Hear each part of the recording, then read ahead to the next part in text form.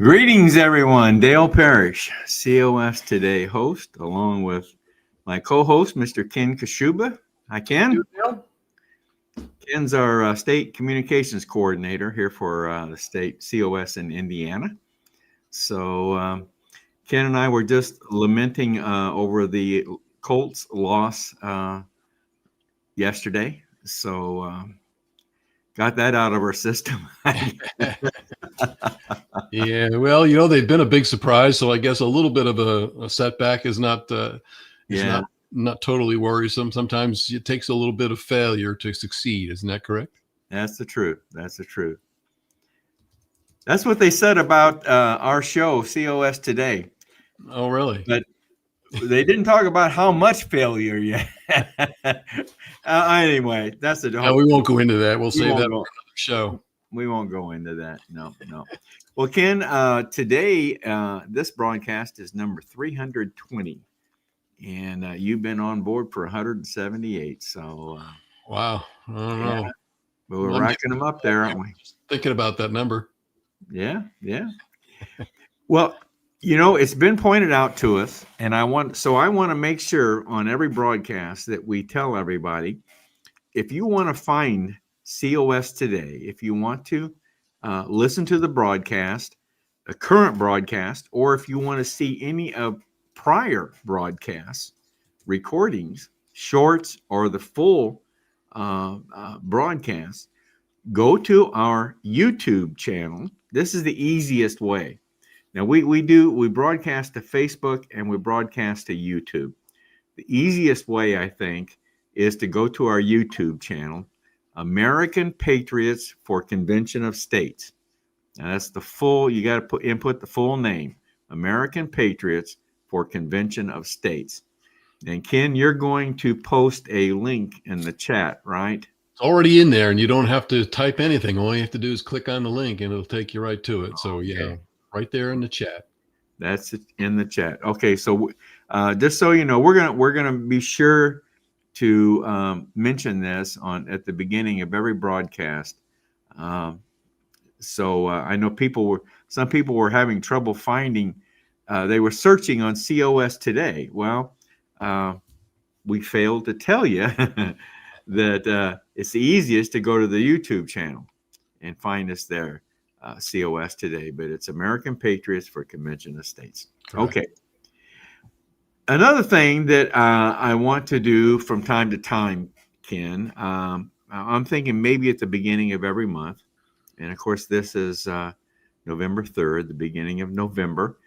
You've heard us mention in the past that we try to approach the content of our broadcast from the COS perspective. And I want to make sure that everyone understands what we mean by the COS perspective. I recorded a little explanation on this. I think it was back in May, and I'd like to play that again right now. So there's not any question as to the approach that the perspective that we're taking in discussing the topics that we address here on COS Today. So let me go ahead and pull that up and let's play that, and then we'll be right back. Greetings, everyone. This is Dale Parrish, COS Today host. I've been wanting to take a little time to make it clear to our viewers how we on COS Today, how we approach national issues that we discuss on our live stream.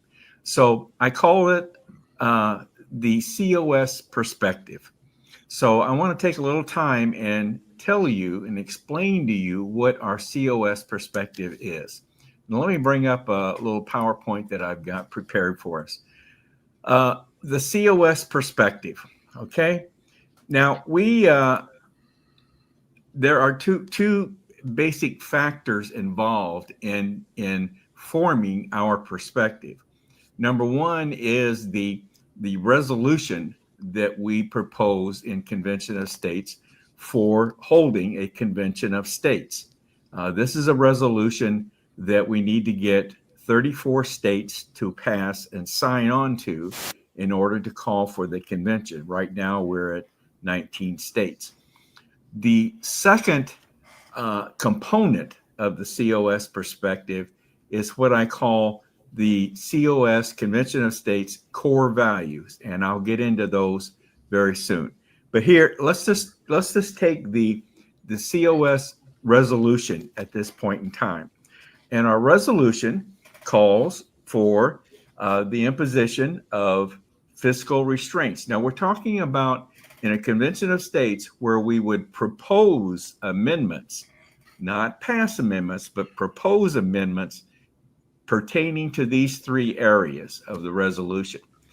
And the first one is to impose fiscal restraints. Obviously, as we all know, the national debt is approaching 37 trillion, out of hand. So there need to be fiscal restraints imposed, and we want to propose amendments to the Constitution that would deal with fiscal restraints. The second part of we call these pillars of our resolution. So the second one is to limit the power and jurisdiction of the federal government. Now, this covers a wide area. Basically, we're looking at reining in federal overreach and to then restore the power and ability and rights of the states. And the third part, the third pillar of our resolution, deals with term limits. That's term limits for Congress as well as other federal officials. So that takes in a wide range of individuals and positions in our federal government. So that's the first leg, the first component of the COS perspective. The second component that I mentioned to you was our core values for Convention of States as an organization. And the first one, to preserve constitutional originalism. And this is basically to uphold the meaning and intent of the Constitution as it was formed. The second core value, foster responsible self-governance. Now, this is very, very important. This is where we encourage citizens to take responsibility for their communities and government. In other words, get involved. Okay? Cultivate servant leaders. Promote leaders who serve the people, not themselves. Be kind. Practice civility and respect in all interactions. Next, produce meaningful results. That means to focus on real, impactful changes rather than symbolic actions. And finally, to revere Judeo-Christian values. This is to acknowledge the foundational role that these values play in American heritage. So, as I said, the two components of the COS perspective would be the three pillars in our resolution and these six core values of our organization, Convention of States. So basically, to wrap it all up, the COS Today mission then is to address issues from the Convention of States constitutional perspective. So this is what we try to do in Convention of States in COS Today, address issues from the Convention of States constitutional perspective, and to promote, obviously, calling for a Convention of States utilizing Article 5 of our Constitution. But I hope this gives you a little better idea of what we're trying to accomplish here in Convention of States in COS Today, and to kind of give you a better idea of how we approach issues in our country and in our nation as they're going on, and how we want to apply our perspective. So that's what I wanted to do today. I hope you enjoyed this, and I hope this is informative to you. All right. So hope everybody got that. and understands where we're coming from on what we're trying to do here on COS today. Ken, let's just play. Let's let Maringo Mike give us a quick reminder on something here, and we'll get started on our first segment. All right. All right. Asking you to hit that like, subscribe, and especially that notification bell so you'll be reminded every time we go live. We really do appreciate your support. Now, back to our program. All right. All right. We'll bring Maringo Mike on again later on in the program. Well, now let's get into our first segment, and this is the In Focus segment. This is where we bring on some guests, and we all talk about what in the news or what's happening in the world, in our state or nation, wherever that's got our focus, our interest. So let's bring our guest on this evening, Ken. And first guest is Mr. Larry Hudson. Hello, Larry. Hello there. How are you, Dale? Ken? Good, good. Larry's a region captain here for Convention of States in Indiana. And let's bring in the old man from the north. No, let's bring on David Punt.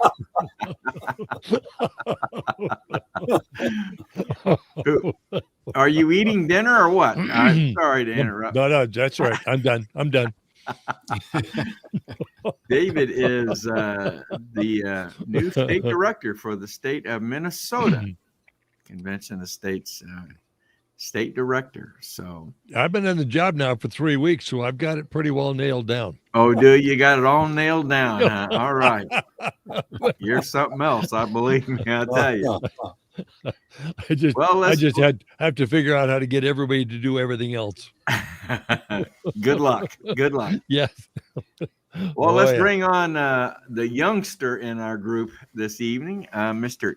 Ethan Savka, excuse me. Hi, Ethan. Hey, everyone. Hi, Ethan is a district captain out in Pennsylvania for Convention of States, and He's becoming a regular on this program. You know that? Ah.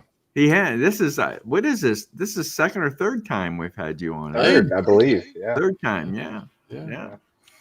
See, we don't pay any attention to the viewer responses. We bring you back, so No, you don't care what they say about me. well, I don't. We Hi, don't. everyone.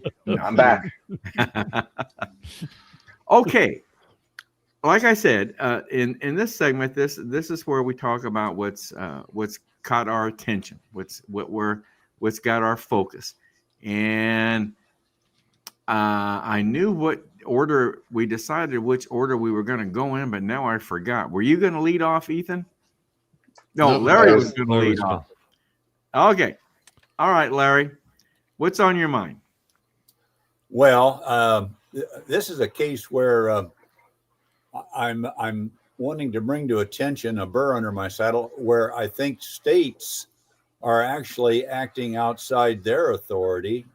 They might find, say, in the 10th Amendment, and where the federal government should be acting well within its authority as defined in the Supremacy Clause, basically an enumerated power. I want to talk about a term that we call nullification. It's not being, talked about in the media today, but I think we're currently witnessing patently obvious acts of nullification around our country, particularly in the sanctuary states and cities, Chicago, Portland, Oregon, Los Angeles, California. They come to mind right off the bat, where governors of those states and mayors within cities in those states are very publicly refusing to comply with federal immigration law.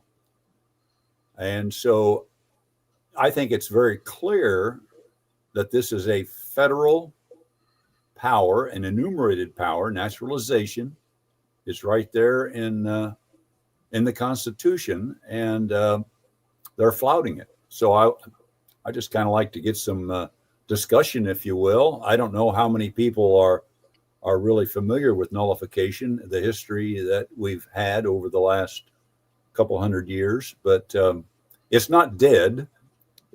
Actually, it's been defeated almost in every case that it's been used, but until now. And right now, we seem to be ignoring what's going on. Well, what's the true definition of nullification? Nullification is a term. It's not mentioned in the Constitution, obviously, but it's a term that describes. I think if you look it up, you'll find it's called a legal theory, because it's never been successfully used legitimately. But it allows states basically to invalidate any federal law that they deem unconstitutional. Well, I shouldn't say they deem, that has been deemed unconstitutional. They may deem it unconstitutional, and that's the reason it's really never been successful. But it actually came to the fore way back in John Adams' administration, back in, just prior to 1800, when he was leaving the presidency, and he concocted the Alien and Sedition Acts, which aroused a lot of ire throughout the colonies, actually the states at that point in time. But the most famous nullification crisis, probably in South Carolina, I don't know, 30, maybe 40 years later, Andrew Jackson, it's over a tariff of all things, imposed tariffs, and the state of South Carolina said, no, we're not going to carry out and collect those tariff duties. And Jackson threatened federal troops. Actually, Congress even passed a bill. I think it was called the Force Act, which gave the president authority to use military force to collect those tariff duties. Fortunately, nothing came of it. There was a compromise that was worked out, but so it never came to fruition. And then just another 30 years later, we all know what happened with the Civil War. That started out as nullification, which led to secession. And we fought, a long, lengthy, very bloody war over this idea. Yeah. So, and it's been invoked really a number of times in our more recent history. It's still controversial. The last widely, I think, cited attempt was in the 1950s with SCOTUS's desegregation decision on Brown v. Board of Education. Arkansas wanted to resist that, and some have even argued that the Texas bill, I think it was Senate Bill 8 of 2021, was a form of nullification of a federal precedent that was set in Roe v. Wade. Now that Roe v. Wade's been overturned, I think it's a moot point. But so nullification is not something that we talk about often. But again, I think it's being used by our sanctuary cities and states right now. Well, we did a segment on COS today some time ago on kind of on this on not on nullification, but on sanctuary cities and the constitutional rights between, according to the constitutional rights of the federal government versus cities that have claimed sanctuary status. There's some nebulous areas there that as to who has authority over what. It seems to me. I don't think it's nebulous at all. I think it's relatively clear. Yeah. I think what happened, and what you're maybe referring to, there was I think it's 1997, a Supreme Court decision called Prince versus United States, and that established that the federal government can't commandeer, I think is the term they used in that opinion. They can't commandeer state officials to enforce federal law.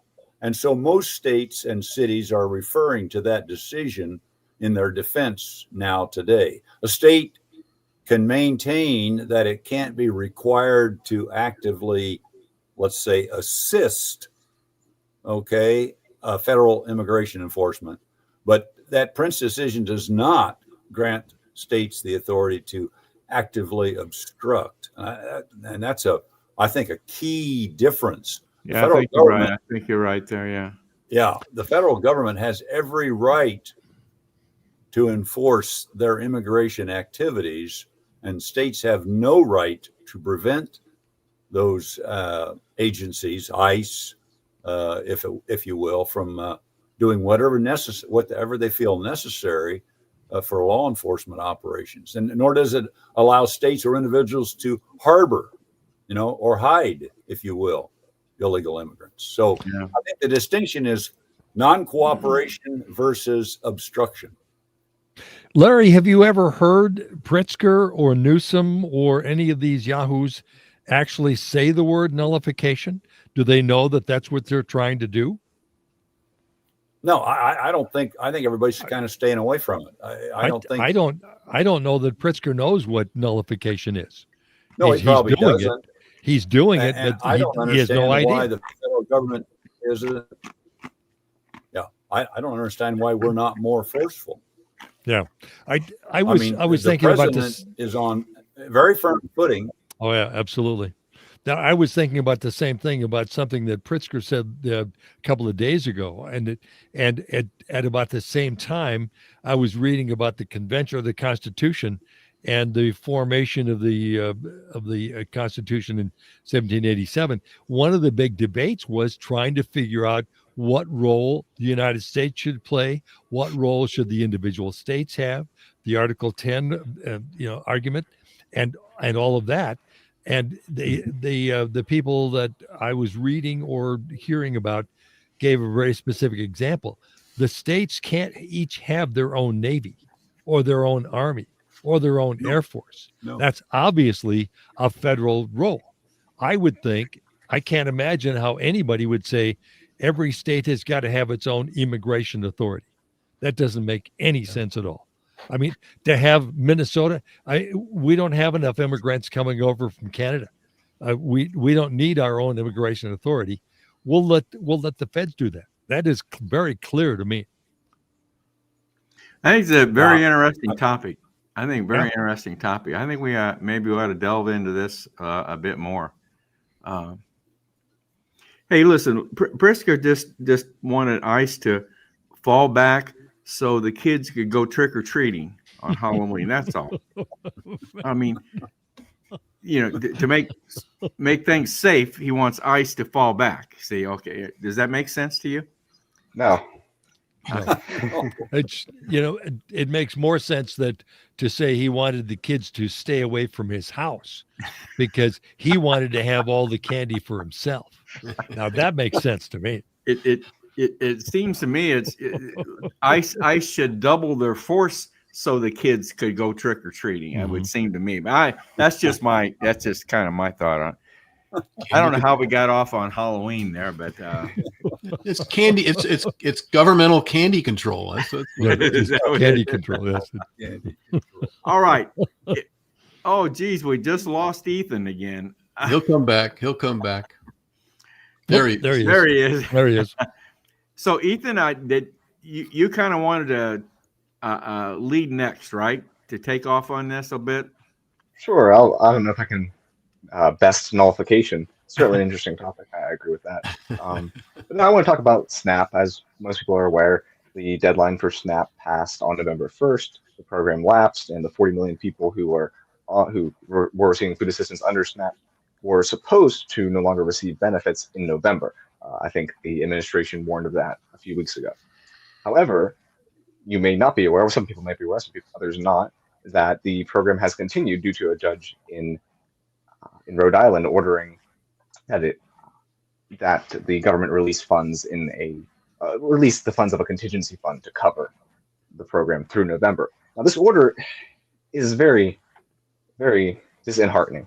It's impossible to comply with. It's from Judge John McConnell John McConnell Jr. out of Rhode Island. And he says that the government has to come up with these funds by, and he gave a deadline of November 3rd. The order was on November 1st. He says by November 3rd, you have to release these funds and cover November at least for the program. Now, the problem here is that the Food and Nutrition Act of 2008 is what created SNAP, and it's what creates the EBT program that so many people rely on. However, there's the funds that he's directing towards this program have two problems. First, the funds haven't been appropriated because the government is in a shutdown. That's the whole reason that the program lapsed. And that's sort of like the X here. And then the Y is the program. So X, the problem with X is that there's no funds here. Now there's the contingency fund. And he says that, okay, there's no appropriated funds, so use the contingency funds to cover program Y, which is the SNAP program. Now, the problem with program Y is that, it hasn't been reauthorized. Congress has to constantly reauthorize these programs under statute. So in 2008, they created the program, and every year since, they've reauthorized it by continuing resolution. The last time it was reauthorized was in 2023 by continuing resolution, and it's been reauthorized ever since by continuing resolution. The problem is we don't have a continuing resolution right now. There is no CR. That's the whole crux of the government shutdown, is that there's no CR. So this program, SNAP, that the judge is ordering funds to be released to, doesn't exist. And you read through the order, it's only like 8 pages. I linked to it in my blog, and it's just very disheartening to see, especially a couple days after Senators Cruz and others called for the impeachment of Judge Boasberg for his role in the Arctic Frost documents, and this general attack on what the district courts have been doing. This basically lack of confidence in the Republican members of the Senate in what the district courts are doing throughout the nation, basically alleging that there's like these Democratic judges are the problem in the district courts. And that's not necessarily true. That on Halloween, Judge, I'm pronouncing his name right, Indira Talwani gave out a memorandum to the same effect of Judge McConnell's order, not nearly as egregious. But just the day before, she had refused to order Judge Pamela Bondi to. She essentially refused to issue an order against the Trump administration in a separate case. So she's being very fair-handed here, while Judge McConnell, on the other hand, is ordering the government to pay funds that it hasn't appropriated to a program that, legally speaking, right now does not exist. And I just find that very questionable. I don't understand how any judge could say, oh, look, there's this lack of confidence in the Senate and what district courts around the country are doing. There's these allegations that we're stepping over boundaries and we're not doing our jobs correctly. So let me just give out the most ridiculous order possible. That it also flouts a Supreme Court precedent in Trump v. Casa. You guys may remember this from last term. It was the birthright citizenship case that actually dealt with universal injunctions, where the court struck down, for the most part, use of universal injunctions. Now, this order acts as universal relief for parties that aren't even party to the suit at issue. All 40 million people who receive SNAP benefits. Now, obviously, those 40 million people didn't sue Burt Collins, who's administering the program, but they get the relief nonetheless, despite the Supreme Court's ruling. Tell me again on this contingency fund. I've heard this mentioned. I've heard pundits say, "Well, why doesn't the president release the funds from the contingency fund?" You're saying this doesn't really exist? So the contingency fund does exist. There's about $3 billion in it, and under USDA could release it under the statute. However, they would be releasing it into a program called SNAP, of course, that doesn't exist. The program itself doesn't legally exist right now, because it has to be reauthorized by continuing resolution, and the continuing resolution hasn't passed yet. Okay. Ethan, we discussed this problem about 2 or 3 weeks ago. We call it juristocracy. Judges go off half-cocked because they think they're so smart and powerful. Really, they should just be ignored. That's the way to treat these federal benches. Right. Well, that goes back to the point of nullification. If we're going to nullify a judge's order, then why do we stop there? Why not nullify statutes? The problem is not, of course, that every judge is a juristocrat, but it's that there's these few here and there, like Judge McConnell, who was a big-time donor to Sheldon Whitehouse, a Democratic senator before he was appointed to the bench, that really give the judiciary a bad name. Judge Boasberg, perhaps, is another one. and they crop up here and there. They're selected because the plaintiffs in the case know where to go to get a favorable ruling. And they handpick these judges throughout the country. The conservatives did this during the Biden administration. They would always go to this same like 5 judges in Texas, and they would flood those courts to get favorable rulings over and over again.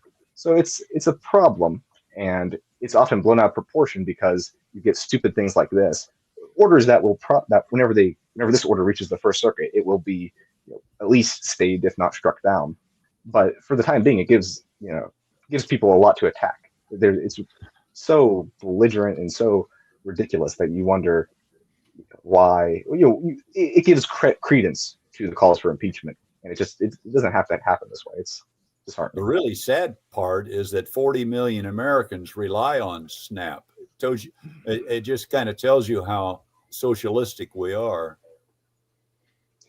That, and like, it's just so, it's the fact that 40 million people need that. I find that hard to believe. I don't think it's 40 million people who absolutely need that.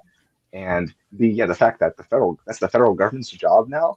It's not the states, who are. I mean, the states in Pennsylvania, we have disability insurance, we have all sorts of different benefits, state benefits that will cover people in time of need. Why do we need a federal program for that? I'm not sure. I don't know. I saw an interview this afternoon where a woman has been on SNAP, or whatever its predecessor was called, for 30 years. Certainly not stand up, huh? She's in training. She's in training. See, she's gonna get off the program any day now, I'm sure. I'm sure. 30 years, is that right? One of the things that I read this morning or this afternoon was that somebody had predicted that it's going to take about the Trump administration about 2 months in order to get the money, the temporary payments into the system, at least that long. And, these people will certainly have starved by then. Well, it's what we have food pantries for. They're everywhere. We've got 100 of them right here in the city. Yeah, right. Let them do their job. Yep. Give them an opportunity. Mm-hmm. All right. I think that point, I'll just say really quickly that point is the clear one here, the one that everyone seems to intuitively understand that, we're talking about billions of dollars for millions of people. You can't just turn that around in 2 days like this judge expects you to. So common people just reading this short 7-page opinion will come away with like, what is this? Like, what kind of country do we live in where ridiculous things like this happen? It's disappointing. I think it'll segue very nicely into what David wants to talk about. Another case for term limits, I think. Well, David, judicial. Now that judicial Larry and Ethan have got it all stirred up here, what do you want to add something to this? Are you talking to me? Yes. Okay. Well, in one of the things, and this goes back a long, long ways, actually. Sure does. There's a continuing plot going on that has gone on for at least 10, maybe 12 years. And the most recent House Commerce Committee inspection and questioning of all the Biden officials, all the Biden White House guys, just adds to it. It doesn't punctuate it. It doesn't finish it. It doesn't even close it out. But somehow, and in my imagination, we elected a dementia patient to run the country 4 years ago. And I'm not sure exactly how we got that job. I don't think anybody else knows exactly how we got that job, but hopefully we'll be able to find out.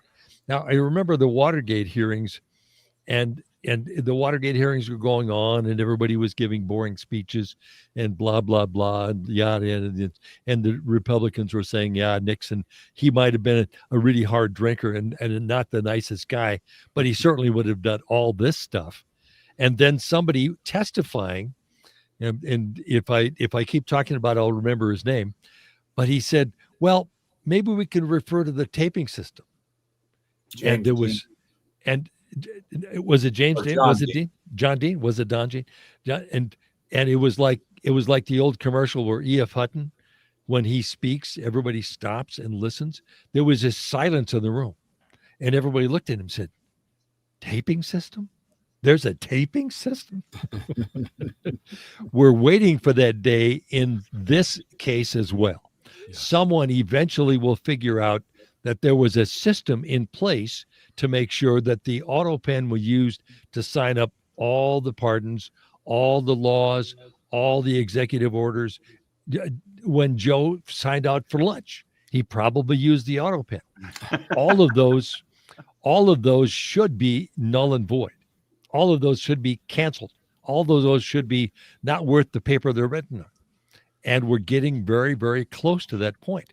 I mean, James Comer has already said as much. He said, if Joe didn't know anything about who was signing in his name, and at that time Joe didn't know much of anything. My mother had advanced stages of dementia when she died, and I understand how the mind goes away. At the end, Mom was saying yes a lot because that was the only word she knew. That was all that was left. These bodies that we're walking around in are not meant for the long term. And unfortunately, we know we're going on somewhere else, but that's another topic. But Joe was, if you can possibly imagine that Joe knew who he was pardoning, and he pardoned 1,500 people in the last day. And someday we're getting closer to that moment. Any day now, somebody's going to figure out how it was done and then why it was done. And then they're going to find out who did it. And that person will say, hey, I'm not going to take the fall for this. I'm going to squeal on the next guy up the chain. And it's going to go back, and it's going to go back. It's going to go back. Lots of people involved. This is a huge, huge, huge plot. And it's very exciting to me to see it unfold this far, this much. Think of all the ice cream that was nullified. That would be nullified. Man. Purchased by. Yes, and he probably charged most of it. Yeah.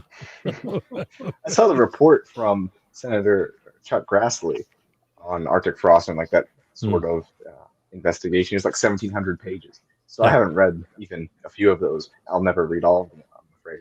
But there are some interesting arguments that if it all comes down to what Biden knew, when he knew it, and how he approved of it. Because if he knew that these orders signed in his name with this auto pen existed and he approved of them, and he just said that by word of mouth to somebody, then it has legal force because he approved of it. But if he didn't know, and someone's signing it without him ever knowing it, and they're just, President Biden signed this and he's okay with this, and we're doing all this all in his name, whoever those people might be, that's where it gets really, really complicated. Well, not even complicated, very troublesome, very illegal, to say the least. I think you could argue, though, that even if he said yes, he didn't know what he was saying. Right. Yeah, but that's hard. That's probably true. Pretty far along, he wasn't even able to navigate. They had to tell him what to say, where to sit. I mean, he was just a zombie. Mm-hmm. Yeah. Yeah. So, there's ever a case for the plus he said yes, Amendment. doesn't mean that he knew what he was saying yes to. Like my mom. Yeah. She didn't know what she was saying yes to. Yeah. She just said, no matter what you said to her, her response was yes. Because that was the only word she had left. I thought it was interesting, too. Somebody mentioned on the news program the other night the initials JB. Well, that could be Joe Biden or that could be Jill Biden. And I would rather think it's Jill Biden was behind an awful lot of what went on in that White House. Could be. Yeah, very possible. I don't think that Jill is sharp enough, even though she's a doctor. I don't think she's that sharp to be able to put this whole thing together. I mean, it requires a fairly super intellect to put all this plan together, but it all ties together. It's a huge, huge plot. I just wonder. A devious mind at that, David. A very devious mind. Yeah. And I'm wondering who's going to play Joe in the movie. That's because that's probably when we're going to find out. All right. Whoa. Very good. Ken, what's on your mind, bud? Well, I tell you what, we've been discussing some very troubling and things that kind of just, you can't wrap your head around, things that are going on in our country. And I actually had a reversal that came to me this week, because I admit to being aboard the panic train that so many people are looking at with the upcoming election tomorrow. Which again, I'm gonna go ahead and get popcorn out tomorrow instead of what I was originally thinking, because people look at what's happening in states like New York, Oregon, California, and Illinois, and panic has set in. They think the country itself is collapsing. This communist who is running for mayor in New York City has a good bit of this country panicking and really. I got thinking, Europe made the fatal mistake of centralization.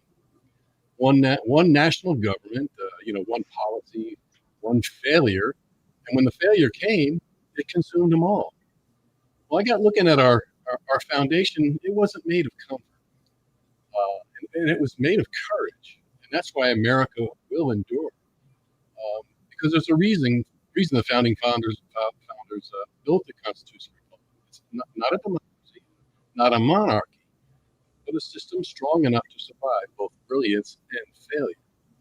And I think what we're about to witness is, based on everything I'm hearing, is this guy's going to be a shoo-in. And New York is going to be off and running, along with all the people that will be running away from New York. What it comes down to for me, and the turnaround for me was, our founders knew better. They understood human nature. They knew corruption. They knew weakness, and they knew bad ideas would always find a home somewhere. And that's the brilliance of what was done with our Constitution. So they built the Constitutional Republic of sovereign states, a nation designed to contain what I'm going to call, as I see it now, contain the infection when parts of it go bad. So what that means basically is if one or two states choose socialism, chaos, or corruption, the others aren't doomed with them. They can still thrive. They can still hold the line and still lead by example. Basically lead by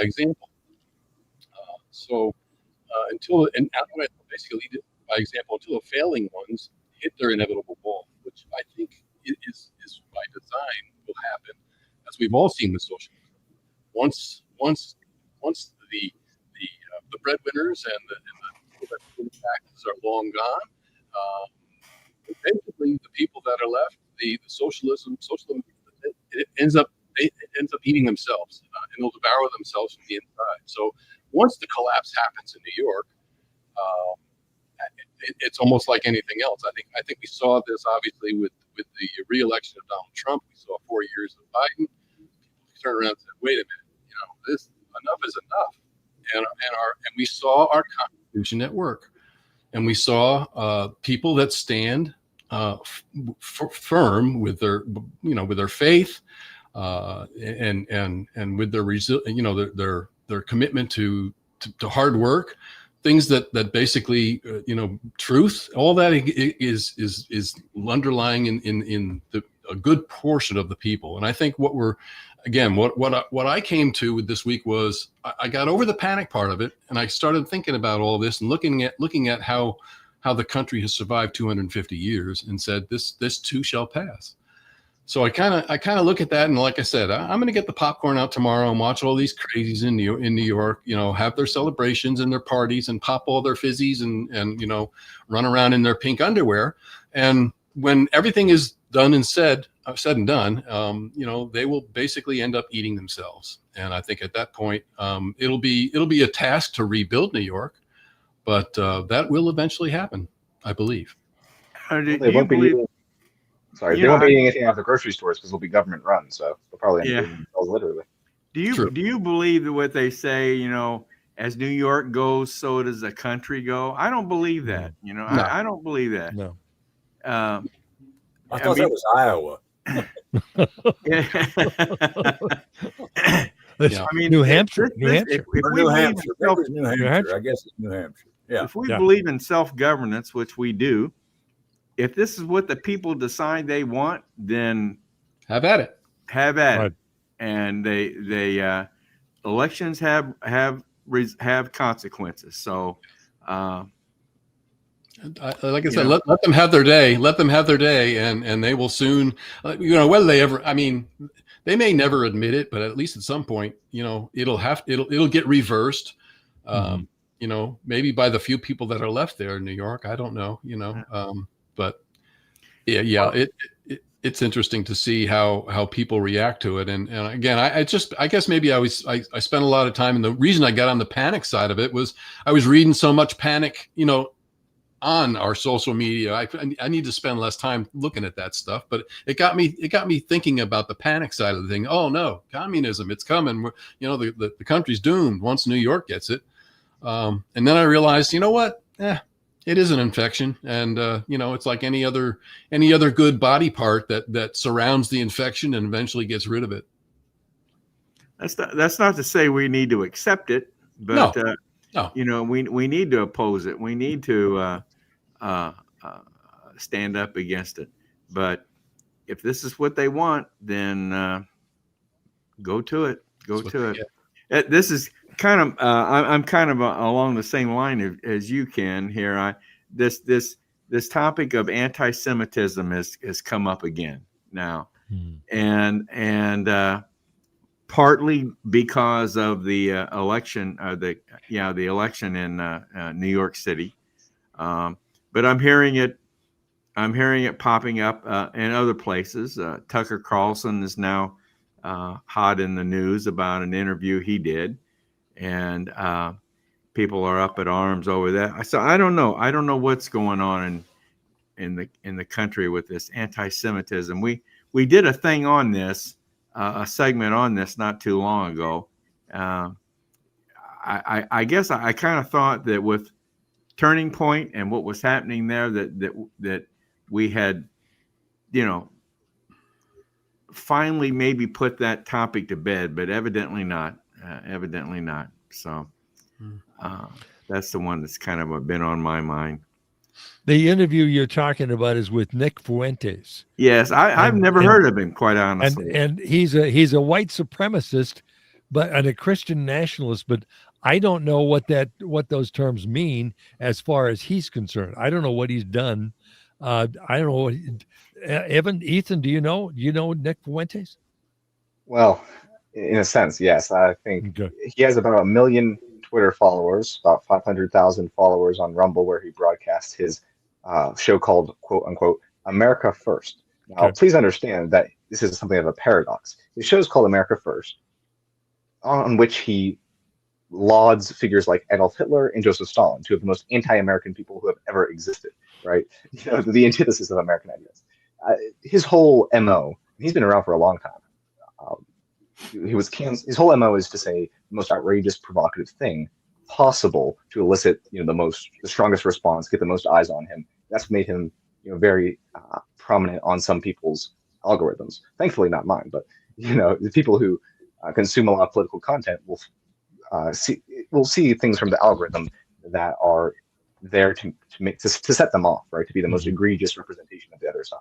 And he is the most egregious caricature of what the right would be. Like, he believes in white supremacy, misogyny, etc., racism, the whole 9 yards. I don't know when he got started. I don't know too much about his backstory. I watched the Tucker interview a little bit, but I don't necessarily trust what Nick says. You can't with this guy.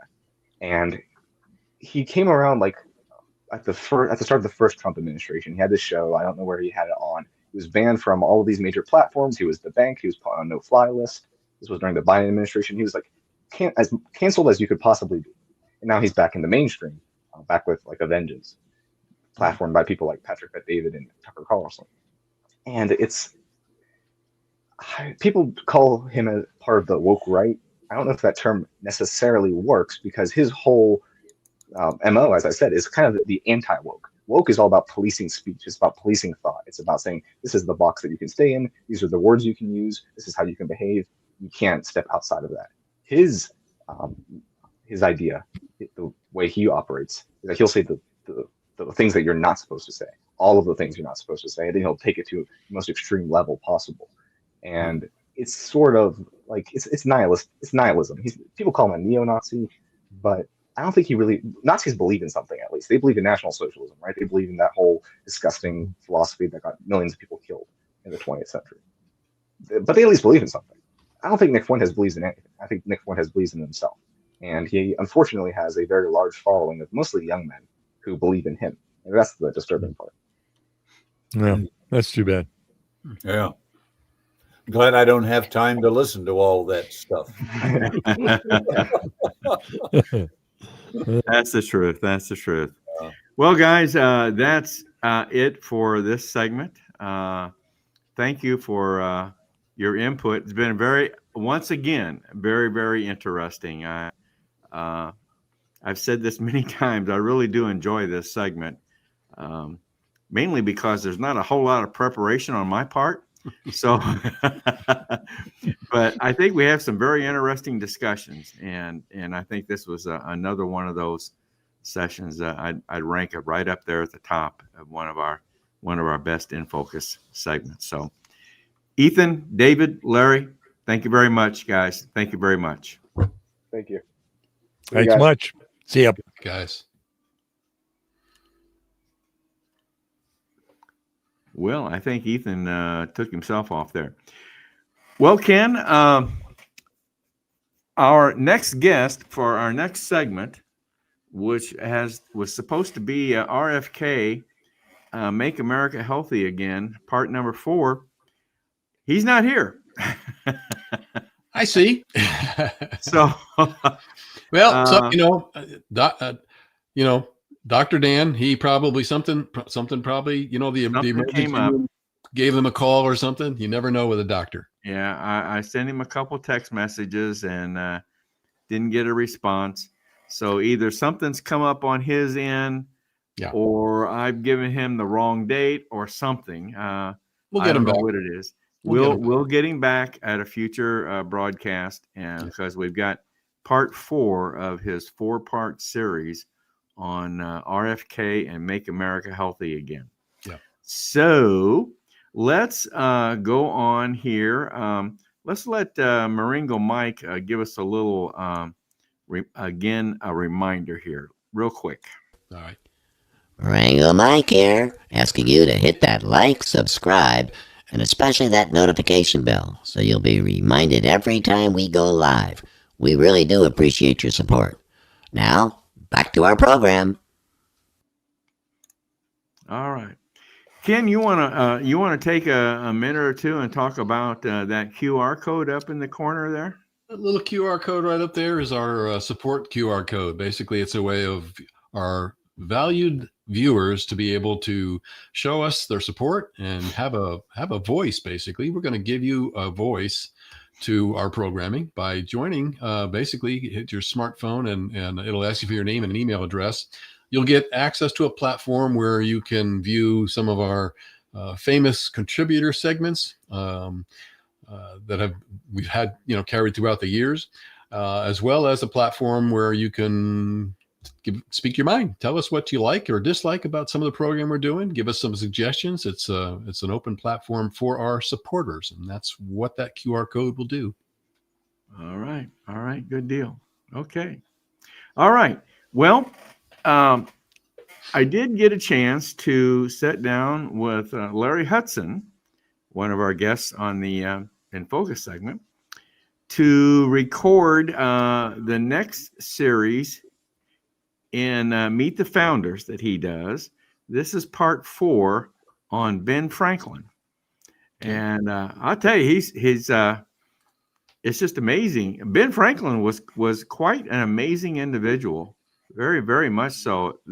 We're going to get into with Larry here. I'm going to start this recording very soon here, but he gets into some of the, we talked about some of the inventions that he was accredited with. Well, there's some organizations and things that he started that if you don't know, you'll be surprised. Many of them are still in existence today. Wow. That he started these. So anyway, I won't give it all away. We'll let it develop here in our interview with Larry. So I'm gonna go ahead and get that started now, and then Ken and I will be back with you all very shortly. Great. Dale Parrish, COS Today host. We're here with Larry Hudson today to do part 4 of our series, Meet the Founders series, where we've been focusing on Ben Franklin. So without further ado, I want to bring Larry on here and let's get going with part number 4. So let's bring Larry on. Hi, Larry. How you doing, Dale? Good. Well, Larry, we're going to get going with part 4 here on Ben Franklin. Now, we left off, we were talking a lot about his various inventions that he had been credited with. And we ended up on the invention called the harmonica, which no one's ever heard of, including me. And maybe someday you'll come up with a picture of one of these instruments. But anyway, so that's where we kind of left off. And now there's a lot more I know to talk about as far as Ben Franklin and what he has been credited with. If I understand it right, you want to pick up here with some of the organizations and institutions. Oh, is that the harmonica? Let's see if you can see it here. There. Yeah, there it is. Okay. Holy smokes. I think there were 27 bowls, and there's a treadle. I don't know if you can make that out or not, but you turn them with a treadle, and then you wet your fingers and played the bowls, and they produced, I guess, together chords and or individual notes. Isn't that something? Okay. I wonder how many people actually learned how to play that instrument. Yeah, I don't know. Mozart wrote some music, and so did Beethoven. Yeah. All right. So they say. Well, anyway, I think you wanted to pick up here with some of the organizations and institutions that he has been credited with. You want to pick it up there? Yeah, I think that's a good place to start, Dale. We did have to pull up a bit short, and I thought it'd be nice to look at some of what he invented and or some ideas that he proposed. And I'll start with, I think most of these we're all familiar with because most of them still exist. The first was a lending, or what we would call a subscription library. He started that in Philadelphia. And of course, we've got libraries all over the country today. They're very popular. Right, huh? He followed that up with an idea of a volunteer fire company, or what have become fire departments across the country. He called his the Union Fire Company, and it was also located there in Philadelphia. Is that right? I never knew anything about a fire department that he was. Wow. That's what I read. And then he came across, he was very interested in education. He had no education to speak of, 2 years, and that was it. He formed a liberal arts academy, I think it was called, the Academy of, again, Philadelphia. And as you might suspect, that later became the University of Pennsylvania. So that's how that's still in existence. Is that right? That right? My goodness. And then he turned his attention to science and medicine, and he joined with a Dr. Bond, it was, and he founded the nation, or they founded the nation's, what's considered to be the nation's first hospital, which was called the Hospital of Pennsylvania, or the Pennsylvania Hospital, actually. The first hospital, really? Yeah. Oh, And then last, but not least, he founded another institution that we still have today, and that's a first mutual, or I think a technical term is member-owned in life insurance company. is my good. So, This is all of those we're very familiar with today. amazing, amazing. And there's even more to come, right? Yeah, You got more he coming. didn't. He didn't stop there. I think it was. Hold on, just a second. 1754. So we're talking now. This is during the French and Indian War. Actually, he came up with a cartoon. He borrowed some of it from a Frenchman, from what I understand, but he called it "Join or Die." It was a woodcut, and the cartoon later became a flag that you're going to be very familiar with, and it carried some importance in that period of time. And today they consider it really a political message of sorts. The first first one being used that we know of, and it started, like I said, with the French and Indian War. It was a symbol to unite the colonies, particularly those colonies in the Northeast, to meet the the threat from the French and the Indian allies that they had. And it consisted of a snake that was cut into 8 pieces, and each piece then represented a colony. And it also, I think it was an old wives' tale, maybe, or folklore, you might call it. The snake, if it was cut into pieces, it would come back to life if its various parts were reunited, before sunset. That was the old wives' tale. And ultimately, a few years later, we're going to find that in the Revolutionary War, it became a rallying flag, a symbol of unity against the British. Well, but you said 8 pieces. We had 13 colonies, right? Oh, yeah, good question. Yeah, that's true. We did. But remember, it started during the French and Indian War, and it was aimed at not all of the colonies, but those colonies in the Northeast that were directly associated. So okay. I think later the snake was apparently relabeled to include more colonies. And the flag that exists today, well, I can show you the flag. Let's see if you can see this. Can you see that? Yes. Okay.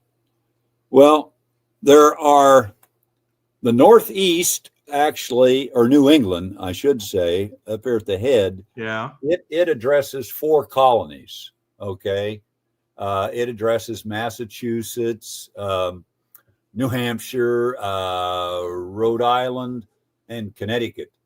And then there's NY for New York. There's NJ for New Jersey, P for Pennsylvania, and M for Maryland, V for Virginia, and then both North and South Carolina. So we've got most of the 13.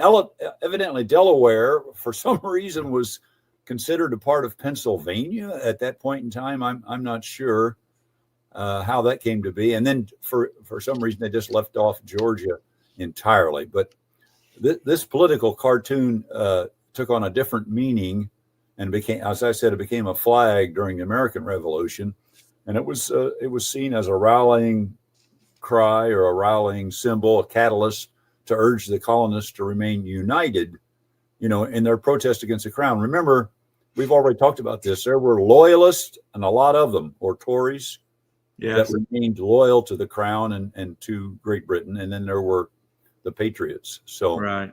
they needed to be held together. And this was a flag that did that.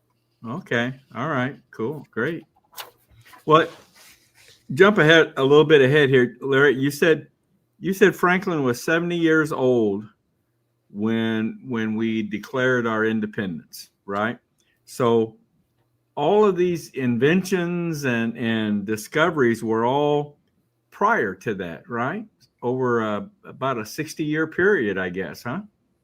Yeah, he produced a lot of ingenious articles over the course of his life, many, if not most, of which we've highlighted previously. But he never secured any patents. He never got rich off of anything. He didn't get rich. He didn't get rich off of any of this, then, huh? No. He believed. I think I've got a quote here someplace. He believed, as we enjoy the great advantages from the inventions of others, we should be glad of an opportunity to serve others by any inventions of our own. And this we should do freely and generously. So it appears that Franklin never earned a penny from any of his inventions. Didn't get rich. He didn't use copyright law or patent law to help him. And as I read, one of my favorite authors on Franklin is Walter Isaacson. And he called Franklin, quote, one of the most accomplished Americans of his age, and the most influential in inventing the type of society America would ultimately become. Wow. He certainly could have been rich had he wanted to. Well, he is a rich man before it's over with, and he's probably rich at this point in time by comparatively speaking, but it didn't come from, he was a speculator. He speculated in land and printing businesses. He franchised printing businesses. Oh, okay. All right. Both in England and in this country. Okay. Well, let's move ahead then. You want to take us then through the Revolutionary years with him? Yeah, I think it is. I know, time that we moved on into the Revolutionary War period. After all, we're calling him a founding father, and there's good reason why he is considered a founding father. Right. Here we're going to see him as a writer. He's always been a writer, but also as a politician and a statesman. And he's totally involved in the war and the actual founding of our country. You know that he's estranged from his son or he becomes estranged at one point. We've covered that. Right. As you mentioned, he's 70 years old when we declared our independence, and that would be, of course, 1776. So up to the point here, he's really achieved international fame, well beyond any of his contemporaries. He's been over in London or France for probably 18 years. And now, in fact, he's still in England right now as we pick this up. He's an inventor, he's a scientist, and he's a diplomat. So he's got a lot of experience under his belt. He's been in the Congress, and he slowly, albeit, I suppose you could say begrudgingly, become a patriot, an ardent patriot, and a firm opponent, or proponent, I should say, of gaining independence from the mother country over this period of about 10 years that we're going to discuss. So I thought we might go back to 1766 to get an idea of how and where many historians feel that his metamorphosis, began. Yeah, metamorphosis. That's a good word, I guess. I borrowed it. Basically a change of heart, you might say. Why did this all come about? Why do you did this all change for him? Well, he's in London. He's an agent for actually the Pennsylvania legislature. I've sent him there. He's against the royal governor of Pennsylvania, William Pitt. And so he's arguing for more equal relationship between the colonies and the mother country. He's still an ardent, what we would call a monarchist, a loyalist, but his main complaint is against Parliament. Parliament has basically decided that colonial representation is not vital. In fact, they don't want to see it occur. So Franklin is opposed to Parliament, but not the king. if he could have it his way, he would get representation in the parliament and still remain loyal to the king. So on the one hand, he's a committed loyalist, but on the other hand, he is becoming increasingly anti-British government because there's no sympathy there for the colonists and their rights.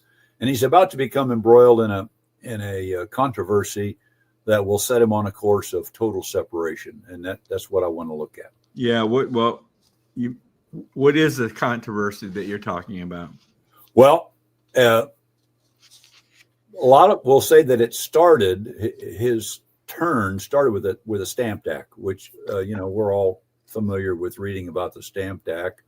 Parliament imposed it really because they needed money from the 7 Years' War in Europe, which was the French and Indian War here in the Americas, and that crisis sparked a transformation, I guess you could say, of attitudes within the colonies, especially in Virginia, the northeastern colonies, Virginia, Massachusetts in particular, and it caught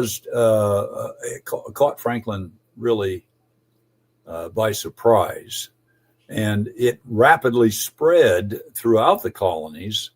In fact, there was even an attempt to burn down his home in Philadelphia because of his lack of speaking out against the Stamp Act. And at this point in time is when some individuals that we become very familiar with, I can think of Sam Adams, for example, John Adams, Patrick Henry, John Hancock, Paul Revere, Thomas Jefferson. These guys now are appearing in those two colonies in particular, and they're speaking and writing against the mother country in no uncertain terms. Sons of Liberty, you might remember that organization. They came into existence with a motto that Franklin had captioned. You remember we just talked about the flag, the snake. Well, that political cartoon that I spoke of a moment ago, right, was used during the French and Indian War. The Join or Die cartoon. Join or Die, right? Yeah, it becomes a poster and a flag, and Franklin preferred representation in Parliament over separation, but he also was a realist, and he began to see the tide was turning. This flag is a rallying point. It's his flag. It comes from his cartoon. And he can see that things are really getting out of hand. And he's finally called into Parliament, actually, and he has to present his case for the colonies. And he's barraged with, I think, I read where there were, it was several hours long, over 100 questions were directed at him. It was all around the Stamp Act. Right. And, he answered them all and basically convinced Parliament they rescinded the Stamp Act, not directly because of him, but it was in large part because of what he said. And so the tide is turning, the battle lines are being drawn, and the Stamp Act was certainly a critical factor, but he's not quite there yet. But another act followed the Stamp Act, right? Yeah, they turned around as soon as they rescinded the Stamp Act. They came right on with what was called the Declaratory Act. Right. And this was an act where, let's see if I can find a quote here. It had a right in all cases whatsoever to enact laws for the colonies.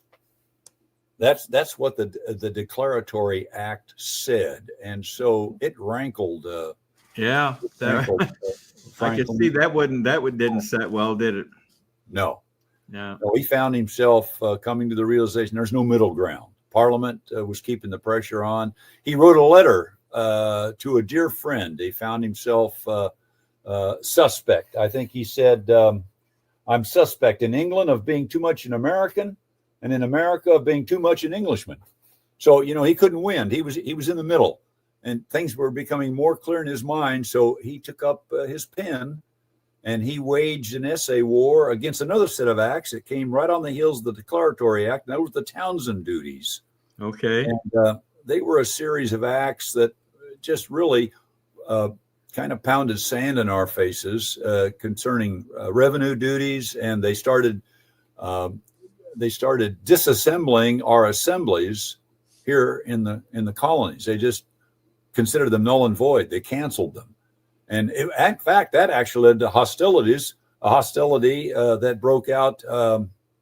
We call it the Boston Massacre. You remember, a crowd of angry Bostonians came out and confronted a small group of British soldiers in the middle of the street. One thing led to another. A shot was fired. 5 Americans were killed, and we had the Boston Massacre. And that came as a result of just onerous, the Townsend Duties, and it became untenuous. And so Franklin, he's not wanting to accept this break with Britain. He still hoped he could salvage it and remain loyal to the king, but he could see it was a losing proposition. So, well, Larry, our time's getting close here again, believe it or not. So what was the final breaking point? Let's touch on that, and then we'll have to wrap. That'll have to be a wrap for this segment. Okay. Yeah. He really stirred up a hornet's nest. At least most historians feel he did. That led to his break when a series of letters, it's called the Hutchinson letters. Thomas Hutchinson was a governor of Massachusetts, a royal governor appointed by the crown. And these letters were leaked to the public. They were written by Hutchinson.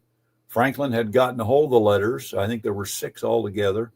He sent them back to the United States. He sent them back to the colonies and to the Massachusetts legislature. And they were made public. I'm not sure who made them public. Some people think Sam Adams was responsible. But they contained advice on how to do things that would further exacerbate the situation and put the colonists under the thumb of the Brits. And when Franklin learned that a couple Englishmen had a duel, one accused the other of leaking the letters, he decided that he had to acknowledge his role in the affair. So he issued a statement in a London newspaper that it was he who leaked those letters to the colonists. And so, he didn't want anybody to die because of something he had done. Right. So one guy falsely accused the other, and Franklin said, "Hey, I've got to take responsibility here." So he did publicly.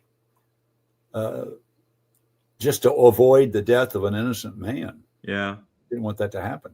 But this still wasn't the breaking point for him, right? Well, not quite, but it led up to what was. And ultimately, he was summoned before the Privy Council, the King's Privy Council, where he had to testify on a request to remove Governor Hutchinson. That was ostensibly what he was supposed to do. But it was obvious from the outset that was more to that meeting than met the eye. The Solicitor General was there in that meeting, a gent named Wedderburn, and he was representing Hutchinson. And it quickly turned into a diatribe against Franklin. He was loud, he was sarcastic, lasted almost an hour and a half. Evidently, it was poisonous. Some people called it vile, beyond the bounds of decency, somebody said. Lots of people were embarrassed, but the ministers enjoyed it. The Privy Council enjoyed it, and Franklin certainly didn't. He didn't respond. He stood silent, no expression. But afterwards, he reportedly whispered to the Solicitor General, who was in the box next to him, quote, "I will make your master a little king for this." So Okay. so the tide has turned. In a letter home, he wrote to a dear friend of his that the difference,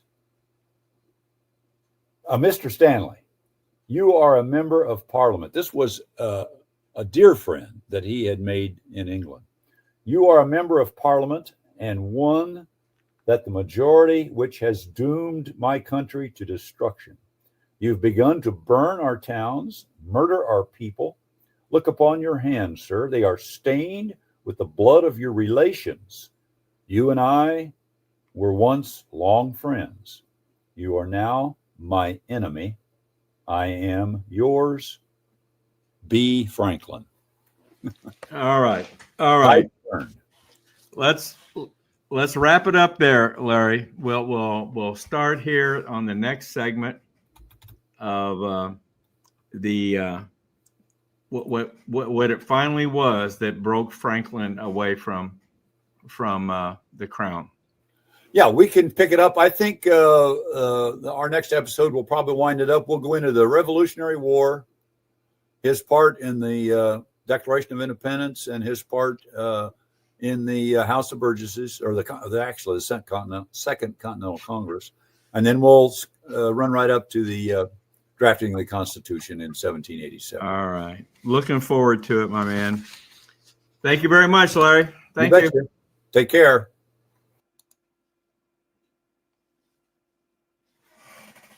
Well, that wraps up on segment 4 of Ben Franklin. Looks like Larry's gonna.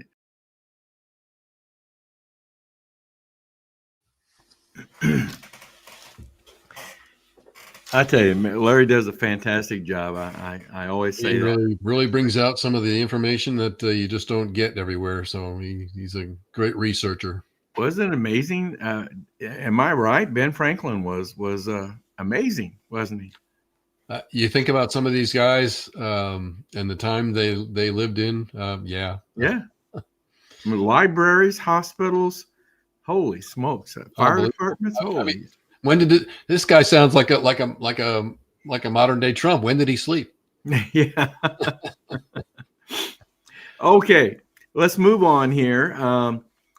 And we'll get Dr. Dan Stock rescheduled for another program. Probably December 1, we'll probably bring him back on for the final episode of RFK.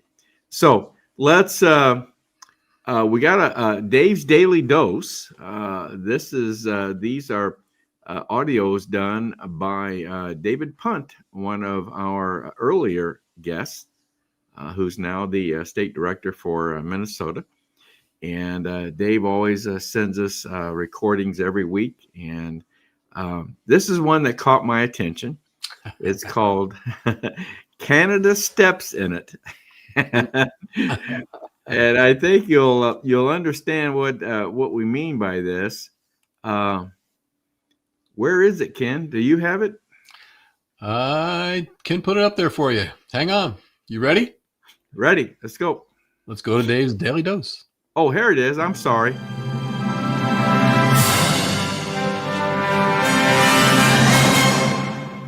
The missus and I have been treated to something special for the last week or so on our big screen TV.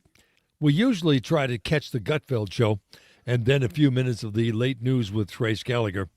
The something special has been a visit with our old friend and former President Ronald Reagan. And he seems to be suggesting that Mr. Trump is beating up on our neighbor to the north. Reagan doesn't say anything about Canada, but he talks about how big tariffs are something to be avoided, while pictures of the idyllic Canadian countryside and factory side flicker in the background. Yes, Reagan said the words, but not about Canada. He was concerned about Japan and the sudden influx of cheap Japanese cars, threatening American car manufacturing and manufacturing jobs. This is Dave's Daily Dose on BrokenRoadRadio.com. I'm David Allen Punt. President Trump took umbrage at the nearly fake news the Canadians were selling and canceled trade talks with the Canucks. Not that the trade talks were going to result in any big changes. Canada is already our biggest trading partner, and the average tariff, according to the Western Journal, is 5.6%. Meanwhile, the Reagan Foundation said the commercial misrepresents what Reagan said, and the Canadians didn't ask to use the recording or ask permission to chop it up and leave parts out, like the reference to Japan and cars and Democrat anti-Reagan legislation proposed at the time. The Toronto Sun responded that what Reagan said so many years ago was in the public domain and free to use, and they didn't have to seek permission from anybody to rip him off and chop up his statement. That sounds like a court case to me. In fact, it sounds a lot like the Hui, CBS, and 60 Minutes were trying to sell when they chopped up Kamala's word salad to make it sound somewhat reasonable. The Reagan Foundation may be in a pickle and not sure who to sue first, the Toronto Sun, their mouthpiece Brian Lilly, or the whole country of Canada. Perhaps we should wait until the World Series is done, and if the Blue Jays win in 4, then we sue them back to the Stone Age, or annex the good parts of our neighbor to the north. They can keep all the snow and ice, and we'll take Quebec and maybe Manitoba and British Columbia for the farmland. Then again, New Brunswick is pretty this time of the year. Would Alaska want the Yukon? Let's think on it. I'm David Allen Punt.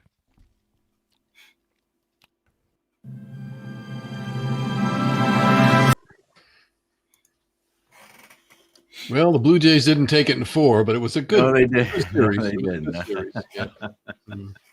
Had a little bit of everything. Yep. Dave always does a good job on those, and we get some from him every week. And, so, okay, let's start wrapping up things here, Ken, for tonight. And coming up, let me see, what did I do here? Coming up on next Monday, the 10th of November, we've got, we will, of course, have our In Focus segment again, but Debbie Stewart is going to educate us on the Abraham Accords. I hear that referenced many times, and especially when it comes to talking about Israel and Gaza and so forth. So Debbie Stewart's going to educate us on the Abraham Accords, and then Tim Heidenreich is going to give us an update on Turning Point and what's happening on the Turning Point movement in our country. So that's coming up on the 10th of November. Then of course, on the 17th of November, Ken Whaley is going to give us a presentation on sanctuary city crime, which has certainly been in the news, and we talked about it somewhat tonight on our In Focus segment. But so Ken's going to give us a delve into this topic, and because I'm on this particular topic, I'm very interested in what is the long run, what is the plan for when the troops leave these cities, and I'm assuming they will eventually leave.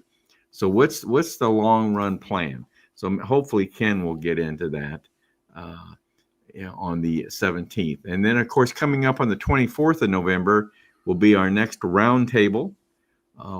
A topic hasn't been selected as yet. John Ackerman, the host of the roundtable, is working on that. So we'll be announcing that very shortly. I thought maybe he was gonna do a whole program with his cooking schmuck on and give us give us a show from his kitchen on how to do a Thanksgiving turkey, but I'm not sure John is ready to divulge his cooking expertise. This is the first time I've heard of this. I'm just pulling you back. That'd be okay, I guess. That'd be okay. Yeah. It would certainly be a different program for sure. Does he like doing that? I really don't know. I was just envisioning John, putting on the kitchen smock and roaming around the kitchen, showing us how how his Thanksgiving was going to go. the chef's hat and everything. Yeah, yeah, and give I us can his see that. Yeah. role, kick it up a notch. Okay. All right. Moving on here. Well, if anyone has any comments or questions about our broadcast, feel free to drop us an email at raiseyourvoicecos@gmail.com. That's raiseyourvoicecos@gmail.com. Yep. So Ken, let's before we let Marengo Mike wrap us up. Before we move on to Marengo, Dale, I know you usually ask if there's any comments, and we part of what Marengo talks about in this next segment is obviously volunteering, and I just wanted to put a shout out. We did have a viewer tonight. I'm going to put her comment up. Joy Fernan. She says, "I am a volunteer on my way to district captain." So I just thought I'd bring that up and recognize her as a volunteer who's stepping up to do something, because we always talk about getting involved. And I thought that was just a nice little comment that she was letting us know tonight that she's on the district captain. Good. Glad to have you, Joy. Congratulations. Yep. I asked her what district, but she didn't respond. Maybe she was not quite sure yet, but good luck, Joy. And we look forward to hearing more from you. Yeah, evidently. Definitely. Yes, ma'am. Anything else? Nope. That was about it. All right. Well, let's get on here to Marengo Mike, Ken, and that'll be it for us tonight. Thank you all for joining us this evening. I hope you enjoyed the broadcast. Sorry we didn't have Dr. Dan on this evening. We'll get him. I think we're going to definitely get him scheduled for December 1st, and we'll bring him back on and get him scheduled. But I'm sure something came up and he had to devote time to that. So we'll get him back on here in the very near future. So everyone, thank you for tuning in again and appreciate it. And I look forward to seeing you next Monday evening. Good night, everyone. Marengo Mike here with a reminder that our work to raise the bar on making our federal government accountable to the people is only halfway done. We need to grow our grassroots army of citizens every day to fulfill the vision of our forefathers and keep our land free and prosperous. So, if you have never signed the petition to show your support, use that QR code and do that now. While you're there, why not kick it up a notch and volunteer for many of the positions available where your talents can make a difference as we march into a new year. Thank you, and God bless.